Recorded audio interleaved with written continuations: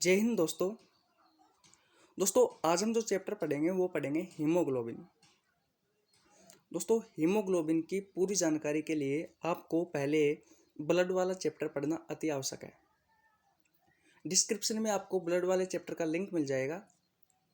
पहले आप डिस्क्रिप्शन में जाओ, लिंक चेकआउट करो और ब्लड वाला चैप्टर पढ़ो। उसके बाद में हीमोग्लोबिन आपको बहुत ही अच्छे से समझ में आएगा। अगर आप ब्लड वाला चैप्टर नहीं पढ़ते फिर भी मैं आपको विश्वास दिलाता हूँ कि आपको इस वीडियो में हीमोग्लोबिन से जितने भी क्वेश्चन आए हुए हैं एग्जाम में वो और हीमोग्लोबिन आपको बहुत अच्छे से समझ में आ जाएगा। चलिए दोस्तों, आपका टाइम खराब ना करते हुए हीमोग्लोबिन स्टार्ट करते हैं। हीमोग्लोबिन से पहले मैंने आपको वह भी बताया कि ब्लड की जानकारी अति आवश्यक है। हीमोग्लोबिन को पढ़ने से पहली ही क्लास में मैंने बताया था कि जो ब्लड होता है उसे रक्त भी कहा जाता है, रुधिर भी कहा जाता है, खून भी कहा जाता है। दोस्तों, इस ब्लड को हमने दो पार्टों में विभक्त किया था। एक किया था द्रव भाग में, एक किया था ठोस भाग में। दोस्तों, जो द्रव भाग होता है उसे प्लाज्मा कहा जाता है। उसे क्या कहा जाता है? प्लाज्मा कहा जाता है। और ये प्लाज्मा ब्लड का 55% मात्रा में पाया जाता है। बात क्लियर है? दूसरी तरफ देखें तो ब्लड में एक ठोस भाग भी पाया जाता है जो कि पूरे ब्लड का लगभग 45% होता है। पूरे ब्लड का कितना प्रतिशत होता है? 45% होता है। और इस भाग को कहा जाता है दोस्तों रक्त कणिकाएं। क्या कहा जाता है? रक्त कणिकाएं।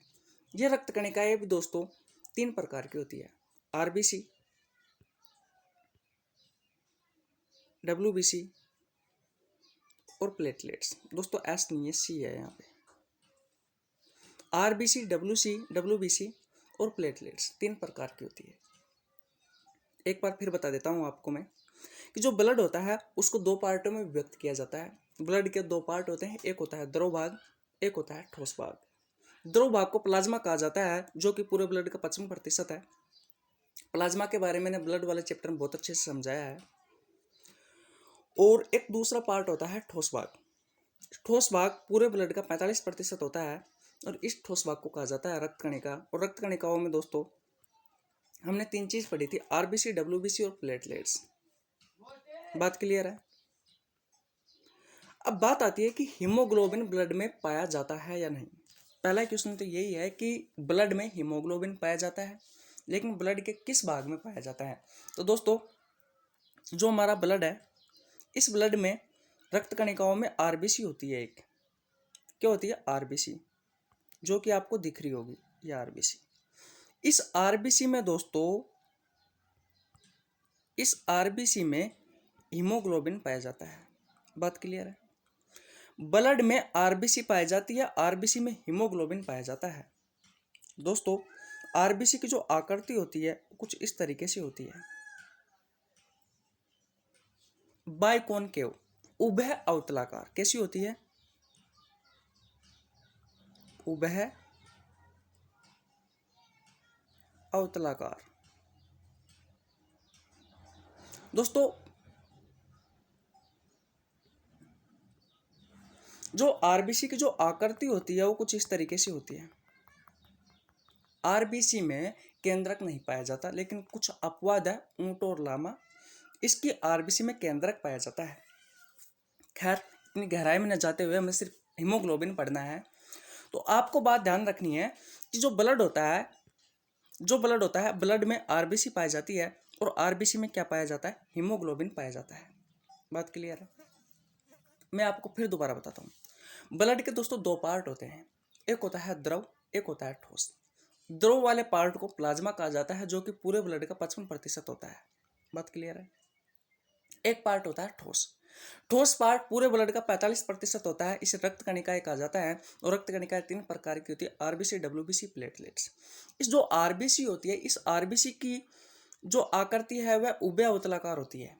उभय अवतलाकार होती है। और इसी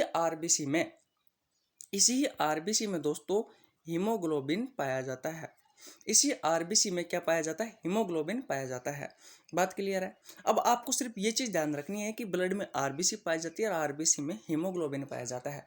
बात क्लियर है यहाँ तक? ब्लड में आरबीसी पाई जाती है, आरबीसी में हीमोग्लोबिन पाया जाता है। ब्लड में आरबीसी पाई जाती है, आरबीसी में हीमोग्लोबिन पाया जाता है। ब्लड में आरबीसी पाई जाती है, आरबीसी में हीमोग्लोबिन पाया जाता है। यहाँ तक बात क्लियर है दोस्तों। अब चलते हैं आगे हीमोग्लोबिन की ओर।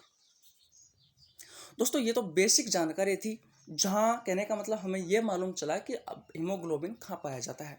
तो ब्लड में आरबीसी होती है जो कि रक्त कणिकाओं का भाग है। पूरे ब्लड का रक्त कणिकाएं 45% होती है। आरबीसी में हीमोग्लोबिन पाया जाता है। यहाँ तक अपन ने बात क्लियर बहुत अच्छे से पढ़ ली। अब बात करता हूँ हीमोग्लोबिन के बारे में।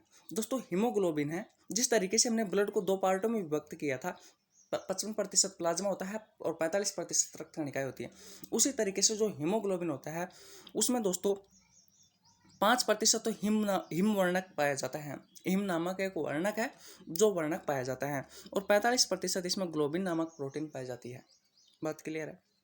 जो हीमोग्लोबिन है दोस्तों, जो हमारा हीमोग्लोबिन है, इस हीमोग्लोबिन में 5% मात्रा में हिम वर्णक पाया जाता है और 95% मात्रा में एक ग्लोबिन नामक प्रोटीन पाई जाती है। यहाँ तक बात क्लियर है। फिर बताता हूँ। हीमोग्लोबिन दोस्तों 2 पार्टों में विभक्त है। 5% इसमें हिम वर्णक पाया जाता है, 95% ग्लोबिन प्रोटीन पाई जाती है। और दोस्तों इसी हिम वर्णक में Fe+2 धातु, इसी हिम वर्णक में Fe+2 धातु पाई जाती है, जिसे फेरस धातु कहा जाता है। जिसे क्या कहा जाता है दोस्तों? जिसे फेरस धातु कहा जाता है। कौन सी धातु कहा जाता है? Fe+2 धातु को फेरस धातु कहा जाता है। अगर कहीं ऑप्शन में दोस्तों आपसे ये पूछ लिया जाए कि ब्लड का जो लाल रंग होता है वो किस धातु की वजह से होता है, तो दोस्तों वो फेरस धातु की वजह से होता है। अगर ऑप्शन में Fe+3 एक धातु और होती है, अभी आप कंफ्यूज ना हो, बस आपको ध्यान रखना है। एक होती है Fe+3 धातु, जो Fe+3 जो धातु होती है उसे कहा जाता है फेरिक धातु, और Fe+2 जो धातु होती है उसे कहा जाता है फेरस धातु। बात क्लियर है। फिर बताता हूँ। जो हीमोग्लोबिन होता है उसमें 5% हिम वर्णक होता है। ये बात क्लियर है। हीमोग्लोबिन में 5% हिम वर्णक होता है और 95% दोस्तों ग्लोबिन नामक प्रोटीन होती है। ये बात क्लियर है। हिम वर्णक में Fe+2 यानी कि फेरस धातु पाई जाती है। एक होती है Fe+3, इसे कहा जाता है दोस्तों फेरिक धातु। एक होता है Fe+2, उसे तो कहा जाता है फेरस धातु। एक होता है Fe+3, इसे कहा जाता है फेरिक धातु। यहाँ तक बात क्लियर है। यहाँ तक बात क्लियर है। अब दोस्तों इतनी सी चीज में से आपको मैं 5-7 क्वेश्चन बताने वाला हूँ। पहला क्वेश्चन देखिए, एक क्वेश्चन, हीमोग्लोबिन क्या है? पहला क्वेश्चन है दोस्तों कि हीमोग्लोबिन क्या है। तो दोस्तों अभी मैंने आपको बताया कि जो हीमोग्लोबिन होता है इसमें 95% प्रोटीन पाई जाती है, और प्रोटीन भी कौन सी पाई जाती है? ग्लोबिन नामक प्रोटीन पाई जाती है। तो मैं कह सकता हूँ कि हीमोग्लोबिन एक प्रकार की प्रोटीन है। हीमोग्लोबिन क्या है? एक प्रकार की प्रोटीन है। बात क्लियर है। हीमोग्लोबिन क्या है? एक प्रोटीन है। क्यों है प्रोटीन? क्योंकि दोस्तों हीमोग्लोबिन है, इसमें 95% ग्लोबिन प्रोटीन पाई जाती है। मैं कह सकता हूं कि हीमोग्लोबिन क्या है? तो हीमोग्लोबिन एक प्रकार की प्रोटीन है। दोस्तों ये क्वेश्चन एसएससी में पूछा हुआ था, उसका जो राइट आंसर है वो यही था कि हीमोग्लोबिन एक प्रकार की क्या है? प्रोटीन है। पहला क्वेश्चन क्लियर हुआ। हीमोग्लोबिन क्या है दोस्तों? तो हीमोग्लोबिन एक प्रकार की प्रोटीन है। प्रोटीन क्यों कहा गया है? क्योंकि दोस्तों हीमोग्लोबिन में 95% मात्रा में ग्लोबिन नामक प्रोटीन पाई जाती है। पहला क्वेश्चन क्लियर। अब चलता हूं सेकंड क्वेश्चन की ओर। हीमोग्लोबिन का रंग कैसा होता है? तो दोस्तों जो हीमोग्लोबिन का रंग होता है वो होता है बैंगनी। कैसा होता है? बैंगनी। हीमोग्लोबिन का रंग कैसा होता है? हीमोग्लोबिन का रंग, स्वयं हीमोग्लोबिन का रंग दोस्तों कैसा होता है? बैंगनी होता है। बात क्लियर है। अब चलते हैं नेक्स्ट क्वेश्चन की ओर। हीमोग्लोबिन में कौन सा वर्णक पाया जाता है? दोस्तों अभी मैंने बताया, मैं क्वेश्चन नंबर 3 की बात कर रहा हूं, इस वाले क्वेश्चन की, हीमोग्लोबिन में कौन सा वर्णक पाया जाता है। तो अभी मैंने बताया कि जो हीमोग्लोबिन है, इस हीमोग्लोबिन में 5% मात्रा में हिम वर्णक पाया जाता है। कौन सा वर्णक पाया जाता है? हिम वर्णक पाया जाता है। बात क्लियर। तीसरा क्वेश्चन क्लियर हुआ आपका? जी हाँ दोस्तों बिल्कुल। हीमोग्लोबिन में 5% मात्रा में हिम वर्णक पाया जाता है। तो क्वेश्चन था मेरा, हीमोग्लोबिन में कौन सा वर्णक पाया जाता है? तो हीमोग्लोबिन में मेरे भाई हिम वर्णक पाया जाता है। अब चलते हैं नेक्स्ट क्वेश्चन की ओर। नेक्स्ट क्वेश्चन है, हीमोग्लोबिन में कौन सी प्रोटीन पाई जाती है। अभी मैंने थोड़ी देर पहले बताया कि जो हीमोग्लोबिन है, इस हीमोग्लोबिन में ग्लोबिन नामक प्रोटीन पाई जाती है जो 95% है। चौथा क्वेश्चन क्लियर हुआ। हीमोग्लोबिन में कौन सी प्रोटीन पाई जाती है, हीमोग्लोबिन में ग्लोबिन नामक प्रोटीन पाई जाती है। बात क्लियर है। अब नेक्स्ट क्वेश्चन की ओर देखिए, बहुत अच्छा क्वेश्चन है दोस्तों। ब्लड का लाल रंग किसके कारण होता है। तो मेरे भाई आप सबको पता है कि जो ब्लड का जो लाल रंग होता है वो हीमोग्लोबिन के कारण होता है। आप सबको पता है ब्लड का जो लाल रंग होता है किसके कारण होता है, तो हीमोग्लोबिन के कारण होता है। नेक्स्ट क्वेश्चन देखिए, ब्लड का लाल रंग किस वर्णक के कारण होता है। दोस्तों अभी मैंने आपको बताया कि जो हीमोग्लोबिन होता है, इस हीमोग्लोबिन में एक वर्णक पाया जाता है। ब्लड वाले चैप्टर में मैंने आपको चिल्ला चिल्ला कर बताया था कि जब ब्लड का लाल रंग हो या किसी का भी जो लाल रंग होता है, जिसे कि ऑर्थोपोड और मोलस्क संघ के जो नीला रंग था, हीमोसाइनिन वर्णक के कारण हुआ था। तो किसी न किसी वर्णक, किसी न किसी पिगमेंट का हाथ होता है दोस्तों इनका रंग निर्धारित करने में। उसी तरीके से जो हमारा ब्लड है, इस ब्लड का जो लाल रंग है वो किस वर्णक के कारण होता है, तो जो हीमोग्लोबिन में जो हिम वर्णक पाया जाता है 5%, इस 5% जो हिम वर्णक है, इस हिम वर्णक के कारण ही हमारे ब्लड का लाल रंग होता है। बात क्लियर है। पहला क्वेश्चन था दोस्तों, सॉरी 5वां नंबर का जो क्वेश्चन था, 3 क्वेश्चन संबंधित है दोस्तों एक दूसरे से, इसलिए मैंने 5वां क्वेश्चन था वो था कि ब्लड का लाल रंग किसके कारण होता है। तो ब्लड का जो लाल रंग होता है वो हीमोग्लोबिन के कारण होता है। ब्लड का लाल रंग किसके कारण होता है, हीमोग्लोबिन के कारण होता है। ब्लड का लाल रंग किस वर्णक के कारण होता है, तो दोस्तों मैंने अभी बताया कि हीमोग्लोबिन में हिम वर्णक पाया जाता है 5% की मात्रा में, तो इस हिम वर्णक के कारण ब्लड का लाल रंग होता है। बात क्लियर है। तीसरा क्वेश्चन, ब्लड का लाल रंग किस धातु के कारण होता है। दोस्तों RAS में क्वेश्चन पूछा हुआ था ये, ठीक है। ब्लड का लाल रंग किस धातु के कारण होता है, तो मैंने अभी बताया कि जो हिम वर्णक होता है, इस हिम वर्णक में Fe+2 यानी फेरस धातु पाई जाती है। इस Fe+2 फेरस धातु पाई जाती है हिम वर्णक में। तो दोस्तों इस Fe+2 फेरस धातु की वजह से ही ब्लड का लाल रंग होता है, ब्लड का लाल रंग होता है। दोस्तों 7 क्वेश्चन है, 7 क्वेश्चन अच्छे से समझ में आ गए होंगे। अगर नहीं आए तो मैं आपको एक बार फिर से बता देता हूँ। उससे पहले मैं एक चीज़ और बता देता हूँ कि जो लास्ट वाला क्वेश्चन है, ब्लड का लाल रंग किस धातु की वजह से होता है, इसमें ऑप्शन ये जरूर आता है Fe+3 धातु, जो फेरिक धातु कहा जाता है। इसमें बच्चा होता क्या है, इसमें जो बच्चा होता है वो कंफ्यूज हो जाता है कि यार फेरिस धातु है या फेरिक धातु है। इसलिए आपको ध्यान रखना है Fe+2 फेरस धातु होती है, यही ब्लड के लाल रंग होने में जिम्मेदार होती है। बात क्लियर है। 7 क्वेश्चन थे, मैं आपको फिर एक बार रिवीजन करवा देता हूँ। हीमोग्लोबिन क्या है, तो हीमोग्लोबिन एक प्रकार की क्या है दोस्तों, हीमोग्लोबिन एक प्रकार की प्रोटीन है। हीमोग्लोबिन क्या है, हीमोग्लोबिन एक प्रकार की प्रोटीन है। बात क्लियर है। हीमोग्लोबिन का रंग कैसे होता है, तो मेरे भाई हीमोग्लोबिन का जो रंग होता है वो होता है बैंगनी। बात क्लियर है। हीमोग्लोबिन में कौन सा वर्णक पाया जाता है, तो हीमोग्लोबिन में हिम वर्णक पाया जाता है। बात क्लियर है। हीमोग्लोबिन में कौन सी प्रोटीन पाई जाती है, तो हिम वर्णक में जो प्रोटीन पाई जाती है दोस्तों वो पाई जाती है ग्लोबिन प्रोटीन। कौन सी प्रोटीन पाई जाती है, ग्लोबिन प्रोटीन पाई जाती है। ब्लड का लाल रंग किस के कारण होता है, मेरे भाई हीमोग्लोबिन के कारण होता है। ब्लड का लाल रंग किस वर्णक के कारण होता है, तो हिम वर्णक के कारण होता है, जो कि हीमोग्लोबिन 5% मात्रा में पाई जाती है। और ब्लड का लाल रंग किस धातु की वजह से होता है दोस्तों, तो जो ब्लड का जो लाल रंग होता है वो Fe+2 फेरस धातु की वजह से होता है। बात क्लियर है। अच्छे से समझ में आ गया होगा दोस्तों आपको एक एक क्वेश्चन। अब चलते हैं नेक्स्ट टॉपिक की ओर। नेक्स्ट टॉपिक है हीमोग्लोबिन की मात्रा। मेरे भाई हीमोग्लोबिन की जो मात्रा है वो पुरुष में कितनी होती है और महिलाओं में कितनी होती है दोस्तों, प्रति 100 ml गिनी जाती है। एक बात का ध्यान रखना, हीमोग्लोबिन की मात्रा तो जो पुरुष में होती है वो प्रति 100 ml 12 से 16 ग्राम होती है। हीमोग्लोबिन की मात्रा पुरुष में जो होती है वो 12 से 16 ग्राम होती है। बात क्लियर है। जो महिला में होती है दोस्तों वो होती है 12 से 14 ग्राम। कितनी होती है, 12 से 14 ग्राम प्रति 100 ml होती है। 12 से 14 ग्राम प्रति 100 ml होती है दोस्तों हीमोग्लोबिन की मात्रा महिलाओं में, और 12 से 16 ग्राम प्रति 100 ml होती है पुरुष में। अब यहां से क्वेश्चन एक पूछा जाता है, वो क्वेश्चन क्या है कि महिलाओं की तुलना में पुरुष में हीमोग्लोबिन की मात्रा ज्यादा क्यों होती है। इस क्वेश्चन को पेंडिंग में रखते हुए मैं आपसे एक क्वेश्चन और पूछता हूँ, बड़े गौर से सुनना, बड़े अच्छे से सुनना, कि महिलाओं की तुलना में पुरुष में ब्लड की मात्रा ज़्यादा क्यों होती है? क्योंकि दोस्तों महिलाओं की तुलना में पुरुष में बाहर ज़्यादा होता है। और मैंने बताया था कि जो बाहर होता है वो वजन का जो जो ब्लड होता है दोस्तों, वो बाहर का 7% होता है। व्यक्ति के कुल बाहर का जो ब्लड निकाला जाता है वो 7% निकाला जाता है दोस्तों। तो अगर मैं पुरुष में ब्लड की बात करूं तो 5 से 6 लीटर होता है, बात सही है। अगर मैं महिला में ब्लड की बात करूं दोस्तों, 4 से 5 लीटर होता है।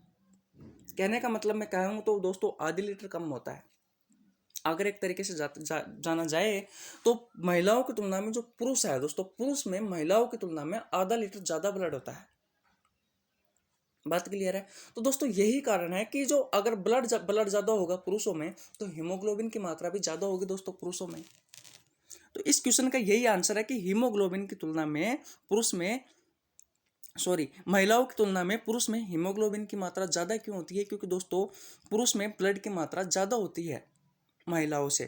क्यों ज्यादा होती है? क्योंकि दोस्तों महिलाओं की तुलना में पुरुष में बाहर भी ज्यादा होता है। और मैंने आपको जब ब्लड वाला चैप्टर पढ़ाया था तब बताया था कि बाहर का 7% ब्लड पाया जाता है, बाहर का 7%। जैसे मैंने फिर एग्जांपल देता हूँ कि 200 किलोग्राम का कोई व्यक्ति है, उसका 7% अगर ब्लड निकालना है अपन को तो 200 का 7 14 लीटर, तो दोस्तों 14 लीटर ब्लड पाया जाता है 200 किलोग्राम के व्यक्ति में।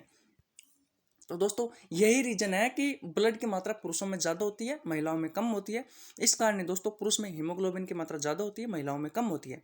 पुरुष में जो हीमोग्लोबिन की मात्रा होती है वो होती है 12 से 16 प्रति 100 ml, और महिलाओं में जो हीमोग्लोबिन की जो मात्रा होती है वो होती है 12 से 14 ग्राम प्रति 100 ml। बात क्लियर है? अब दोस्तों इसका महत्वपूर्ण एक क्वेश्चन है, वो देख लीजिए। ये दोस्तों ये क्वेश्चन बहुत ही महत्वपूर्ण है। लास्ट के जो दोनों क्वेश्चन है वो बहुत ही अच्छे क्वेश्चन है। हीमोग्लोबिन का मुख्य कार्य दोस्तों, हमने हीमोग्लोबिन लगभग पूरा पढ़ लिया, लेकिन इसका मुख्य कार्य जो है वो बड़ा ही इंपॉर्टेंट है। बात आती है हीमोग्लोबिन का मुख्य कार्य क्या है। अगर मैं सीधी भाषा में बात करूं तो हीमोग्लोबिन का जो कार्य है वो है ऑक्सीजन का परिवहन। ऑक्सीजन का परिवहन यानी हमारी बॉडी में ऑक्सीजन का परिवहन करवाना। ये तो आपको बात समझ में आ गई, लेकिन किस तरीके से हमारी बॉडी में ऑक्सीजन का परिवहन होता है वो देखिए दोस्तों। मैंने आपको श्वसन तंत्र वाला चैप्टर पढ़ाया या नहीं पढ़ाया? जी हाँ दोस्तों पढ़ाया था। उसमें मैंने आपको पढ़ाया था ऑक्सीजन का परिवहन और कार्बन डाइऑक्साइड का परिवहन। जब ऑक्सीजन का परिवहन पढ़ाया था तो मैंने आपको बताया था कि जो ब्लड होता है, इस ब्लड में आरबीसी पाई जाती है और आरबीसी में हीमोग्लोबिन पाया जाता है। और जो ये हीमोग्लोबिन है दोस्तों, ये ऑक्सीजन का 100% परिवहन करता है। बोलिए पढ़ाया या नहीं था? पढ़ाया था या नहीं पढ़ाया था? पढ़ाया था दोस्तों। जो ब्लड होता है, ब्लड में आरबीसी पाई जाती है, आरबीसी में हीमोग्लोबिन पाया जाता है, और जो हीमोग्लोबिन है 100% ऑक्सीजन का परिवहन करता है। किस तरीके से परिवहन करता है वो बता देता हूं मैं दोस्तों। जब हम श्वास लेते हैं तो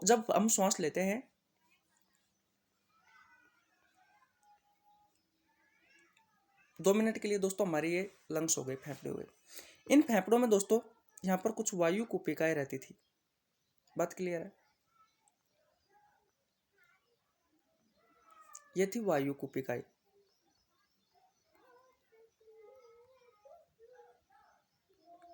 दोस्तों होता क्या था, जो ये थी वायु कूपिकाएं। जब हम श्वास लेते हैं तो श्वास लेने के बाद में दोस्तों जो हमारी ऑक्सीजन है, होने को तो हम श्वास में दोस्तों वातावरण में उपस्थित सभी गैसें लेते हैं, लेकिन अंतिम रूप से जब हमारे फेफड़े तक ये गैसें पहुंचती है, वातावरण में उपस्थित ये गैसें पहुंचती है, तो वायु कूपिकाओं के द्वारा, वायु कूपिकाओं में से ब्लड की सहायता से, वायु कूपिकाओं में से ब्लड की सहायता से मानव शरीर की प्रत्येक कोशिका तक दोस्तों ब्लड की सहायता से हीमोग्लोबिन क्या करता है, ऑक्सीजन को कोशिकाओं तक पहुंचाता है।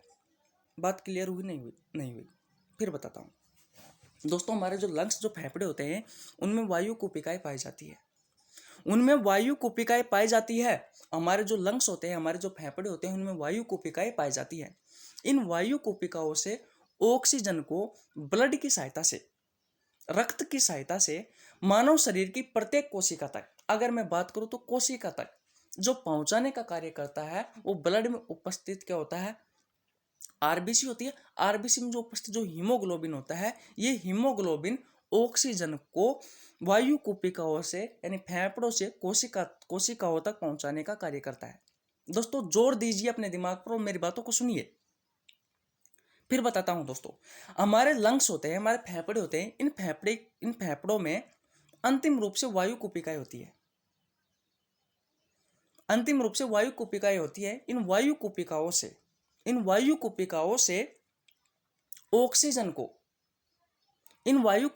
से ऑक्सीजन को ब्लड में उपस्थित हीमोग्लोबिन की सहायता से मानव शरीर की प्रत्येक कोशिका तक पहुंचाया जाता है।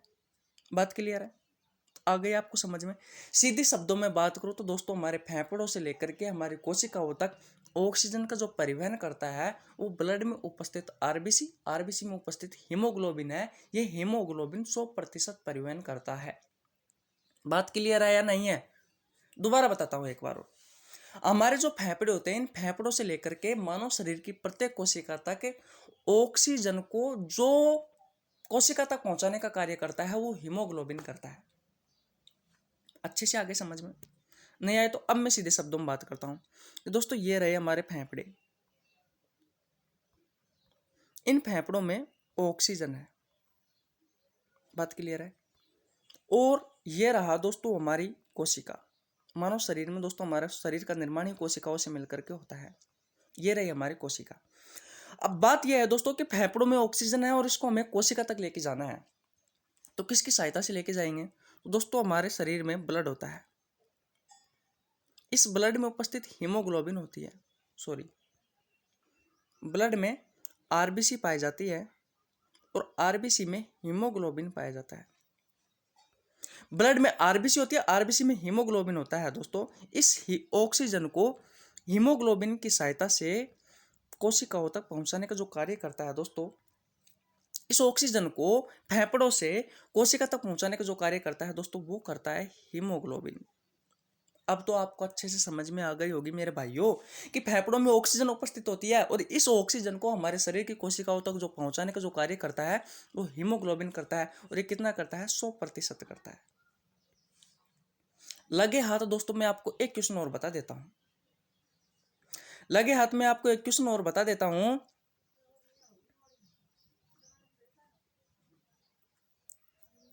कि दोस्तों ये थे हमारे फेफड़े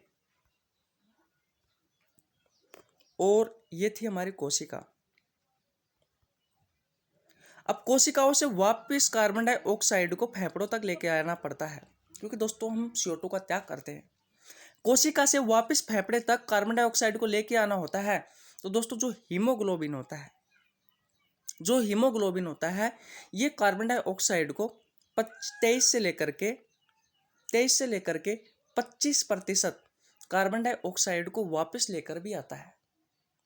ऑक्सीजन को कोशिका तक पहुंचाने का कार्य 100% हीमोग्लोबिन करता है और वापस कोशिकाओं से कार्बन डाइऑक्साइड को दोस्तों फेफड़ों तक 23 से 25% लाने का कार्य भी हीमोग्लोबिन करता है। और आपको पता है हीमोग्लोबिन ब्लड में पाई जाती है, ब्लड में आरबीसी उपस्थित होती है और इस आरबीसी में दोस्तों हीमोग्लोबिन पाया जाता है।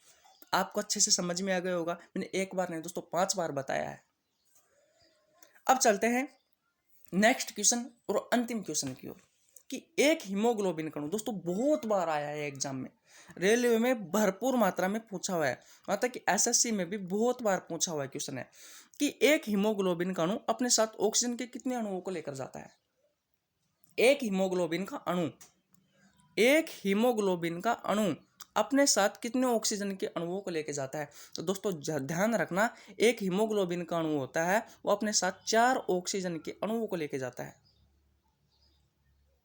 4 ऑक्सीजन के अणुओं को लेकर जाता है। एक हीमोग्लोबिन का जो अणु होता है वो अपने साथ 4 ऑक्सीजन के अणुओं को लेकर के जाता है। बहुत इंपॉर्टेंट है दोस्तों। और इससे क्वेश्चन मान लीजिए कि बायोलॉजी से अगर क्वेश्चन आएगा तो हीमोग्लोबिन से 100 में से 100% क्वेश्चन आएगा।